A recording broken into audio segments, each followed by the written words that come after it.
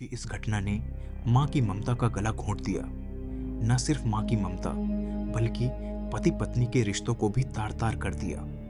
उस भरोसे को भी खत्म कर दिया जिसकी बुनियाद में कभी 7 फेरे लिए थे। जिस पर परिवार को संवारने की जिम्मेदारी थी, उसी ने जिंदगी उजाड़ दी। जिसके साथ 7 जन्मों का साथ निभाने का वचन लिया था, उसी वचन का फेसबुक से शुरू हुए एक नए रिश्ते ने खात्मा कर दिया। उस समय कड़कड़ाती ठंड पड़ रही थी, घना कोहरा था।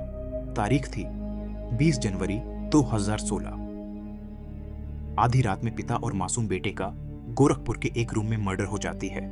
जिस कमरे में डबल मर्डर हुए, वहां कंस्ट्रक्शन का काम भी चल रहा था। कमरे का सामान बिखरा हुआ था, इसलिए पहली नजर में यही लगा कि लूटपाट के इरादे से दोनों हत्याएं हुई हैं। जिस डॉक्टर की हत्या हुई, उनकी पत्नी दूसरे कमरे में सो रही थी।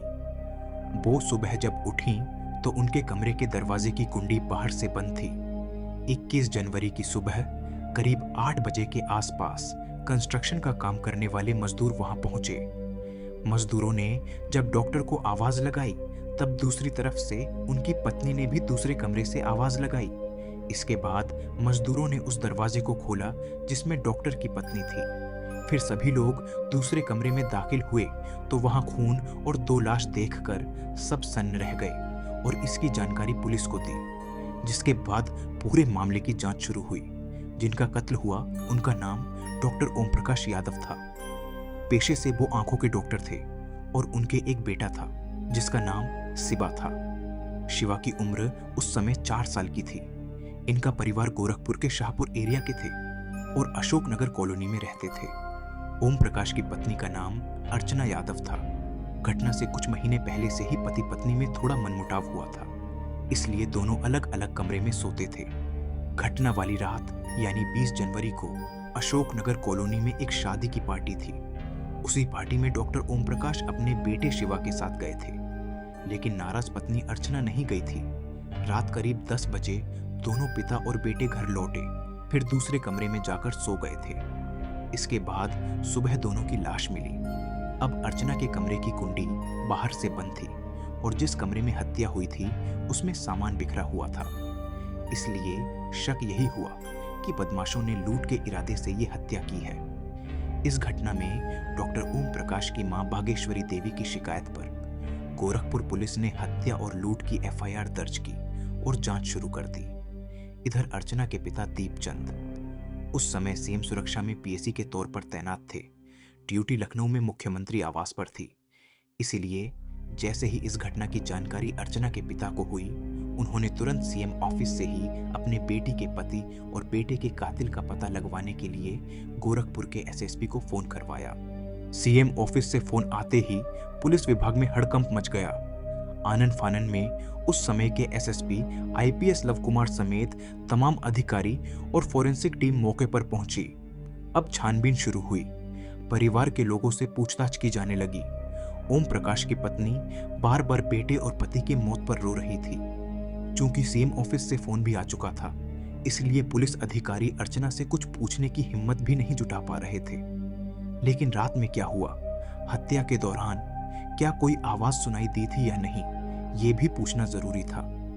लेकिन पत्नी बात करने को तैयार नहीं थी, बार बार बस रोए जा रही थी। इसी घटना में पुलिस को ये नहीं समझ आ रहा था कि अगर बदमाश लूट के इरादे से घर में आए थे तो उन्होंने इतनी बेरहमी से डॉक्टर की हत्या क्यों की। अगर डॉक्टर ओम प्रकाश की हत्या कर भी डाली तो बच्चे को क्यों मारा, क्योंकि लुटेरों के सामने बच्चा क्या कर सकता था, विरोध भी नहीं कर सकता था। ऐसे में एक ही बात बचती थी कि बच्चा लुटेरों को पहचानता हो। ऐसे में घर में काम करने वाले मजदूरों पर ही हत्या करने का शक था, क्योंकि वही दिन में वहां हो रहे कंस्ट्रक्शन का काम कर रहे थे। लिहाजा पुलिस ने काम करने वाले मजदूरों और ठेकेदारों से भी पूछताछ की, लेकिन कोई सुराग नहीं मिला। इसके बाद पुलिस ने डॉक्टर ओम प्रकाश के पुराने इतिहास को खंगालना शुरू किया। तब उनकी मां ने पुलिस को ओम प्रकाश के बारे में पूरी जानकारी दी थी। उनकी मां बागेश्वरी देवी ने बताया कि बेटे ओम प्रकाश की ये दूसरी शादी थी। इससे पहले साल 2007 में ओम प्रकाश की शादी सिंगापुर में रहने वाली एक लड़की से हुई थी। हालांकि परिवार पहले गोरखपुर में ही रहता था। लेकिन ये शादी ज्यादा दिन नहीं चली, क्योंकि सिंगापुर में पढ़ी लिखी लड़की को यहाँ घुटन सी हो रही थी। इसलिए 6 महीने बाद ही वो सिंगापुर लौट गई और वहाँ बैंक में नौकरी करने लगी थी।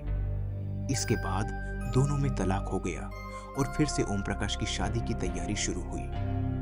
6 महीने में ही शादी टूट गई थी।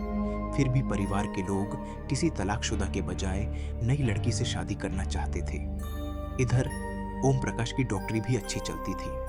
ओम प्रकाश के बड़े भाई राजकुमार यूपी पुलिस में इंस्पेक्टर थे। इनके पिता की मौत हो गई थी, इसीलिए मां के साथ दोनों भाई भी रहते थे।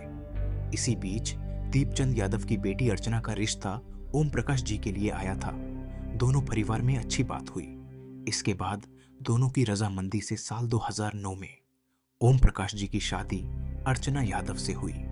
शुरू के दिनों में सब कुछ ठीक रहा, लेकिन कुछ समय बाद ही अर्चना ने ज्वाइंट फैमिली में रहने से मना करने लगी।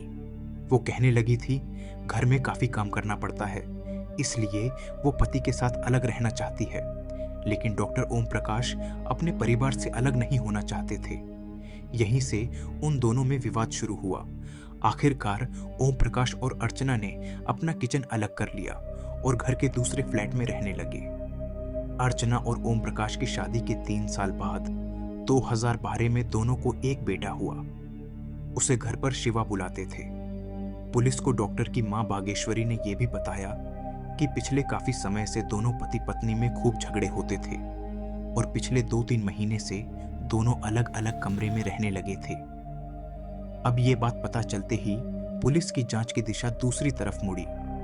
आखिर ऐसी कौन सी वजह थी कि ज्वाइंट फैमिली से अलग होने के बाद भी दोनों में लड़ाई होती थी और पिछले कई महीने से पति पत्नी अलग अलग कमरे में रहने लगे थे।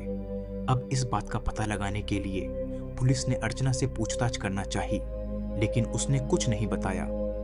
इसके बाद पुलिस ने अर्चना के फोन की कॉल डिटेल निकाली, जिसके बाद पता चला कि रात में उसकी एक शख्स से बात होती थी। उसका नाम था अजय यादव। वो फिरोजाबाद का रहने वाला है, एक स्कूल में टीचर है। पुलिस ने उस मोबाइल नंबर की लोकेशन निकाली तो पता चला कि 20 जनवरी की रात में वो शख्स गोरखपुर में ही था। बस क्या था, पुलिस ने उसकी तलाश शुरू की। इसके बाद उसे हिरासत में ले लिया गया। जब उससे पूछताछ की गई तब सनसनीखेज खुलासा सामने आया। आरोपी अजय यादव ने बताया कि अर्चना से हमारी दोस्ती करीब 1 साल पहले फेसबुक के जरिए हुई थी। उस समय तक अर्चना का बेटा भी बड़ा हो गया था। घर पर ज्यादा काम रहता नहीं था, इसीलिए अर्चना ज्यादा समय फेसबुक पर बिताने लगी थी। पति से छोटी छोटी बात पर लड़ाई होती थी, इसलिए अर्चना और हमारे बीच प्यार की बातें होने लगी। फेसबुक पर चैट करते हुए ही दोनों ने एक दूसरे का नंबर ले लिया और फिर फोन पर बात करने लगे थे। ज्यादा फोन पर बात करने से ही पति पत्नी में दूरियां और बढ़ गई थीं। इसके बाद हम दोनों ने मिलने का मन बनाया, इसीलिए अर्चना लखनऊ स्थित अपने मायके आ गई। यहाँ लखनऊ में ही मेरी और उसकी मुलाकात हुई।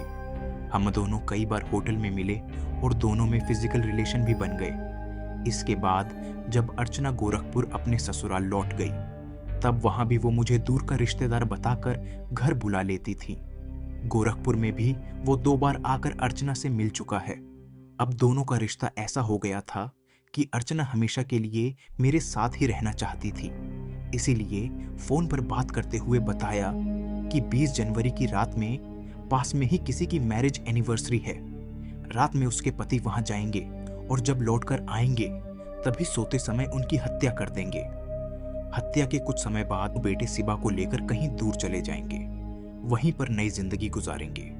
उस समय तक बच्चे को मारने की कोई साजिश नहीं थी। अब साजिश के तहत 20 जनवरी की शाम तक ही अवध एक्सप्रेस ट्रेन से अजय गोरखपुर पहुंचा। यहां रात करीब 8 बजे ओम प्रकाश जी अपने बेटे को लेकर शादी वाली पार्टी में चले गए। तभी अर्चना ने फोन करके अजय को घर बुला लिया। घर पर आकर दोनों ने फिजिकल रिलेशन भी बनाए। इसके बाद अर्चना ने खुद ही फोन कर अपने पति को घर पे बुलाया।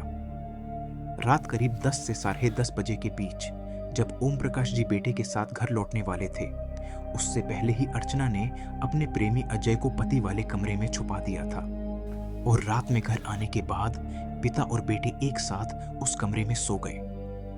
इस तरह जब रात के 12:30 बजे तब प्रेमी अजय ने उस कमरे का दरवाजा अंदर से खोला जिसमें ओम प्रकाश जी अपने बेटे के साथ सो रहे थे।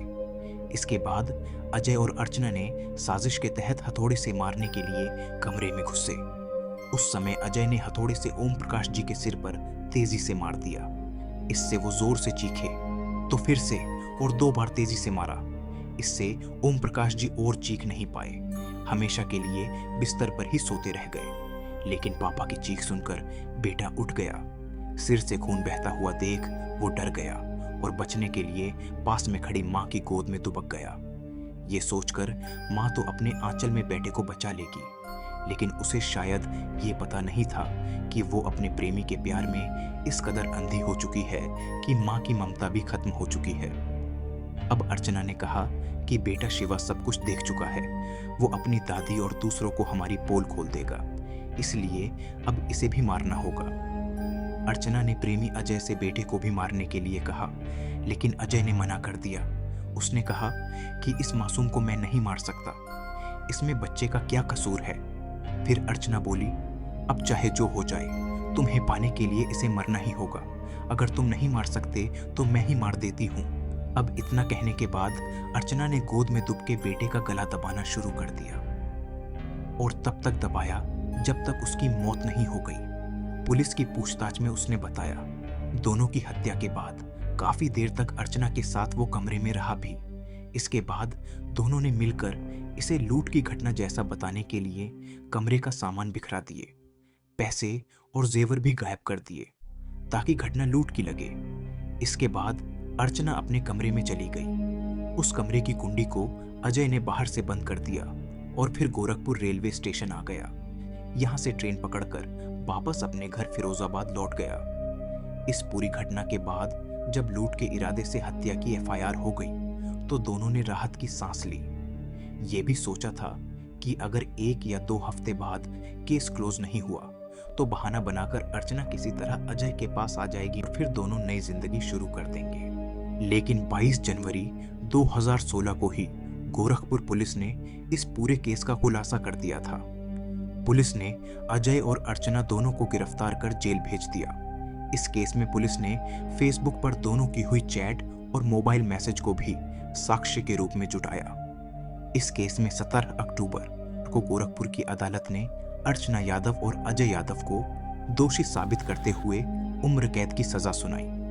दोनों अभी जेल में सजा काट रहे हैं। बताया जाता है कि अभी भी अर्चना को अपने के पर कोई पछतावा नहीं है। जेल में महिला कैदियों ने जब बेटे की हत्या को लेकर सवाल पूछे तो उसने कहा था कि मैंने उसे पैदा किया था और मैंने उसे मार डाला, इसमें तुम्हारा क्या। ये सुनकर जेल की महिला कैदियों ने उसकी पिटाई भी कर दी थी।